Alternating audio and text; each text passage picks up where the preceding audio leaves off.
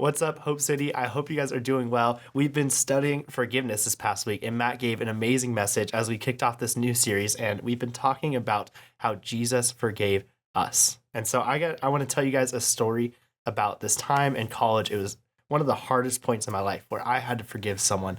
There was a person, a friend, a close friend of mine that deeply hurt me. And I sat there struggling with it for a long time. And there was multiple nights where I went to the prayer chapel on my campus during college, and I would just sit there and just pray to God. But on my way, I would pick up these flowers, and I would always grab a new flower every single day. And I would just sit there and I would stare at it. As I sat there and asked the Lord to shape my heart and be able to forgive this person, I spent a lot of time staring at these flowers. See, this flower, it's a reminder of how delicate the nature of God's creation is. One of its purposes, one of the main purposes of a flower is to be beautiful and to glorify God through its beauty. And a lot of times when we see people, when we look at God's creation, people that hurt us, we can so badly want to take things in our own control and get revenge. We want suffering. Our flesh can want pain for them. We want revenge on them. But the only thing it's doing is destroying the image, and it's not what God intended. The only person we're hurting by doing this is ourselves, and it's not honoring to God. And so it took a lot of flowers, a lot of time that I had to stare at these flowers. It took a lot of flowers for me to realize the person that God had made them to be. It took a long time of me staring and praying for God to change my heart, to realize that there was beauty and I was destroying it in my own head.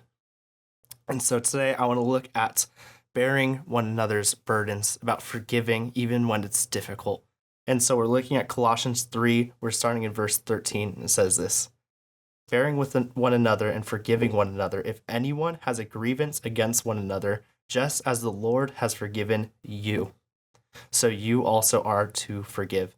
Above all, put on love, which is the perfect bond of unity, and let the peace of Christ, to which you are also called in one body, rule your hearts and be thankful. See, we are given a command here by Paul to not only forgive and let go and be okay with not getting revenge and be okay with giving it to God, but he also gives us something to receive.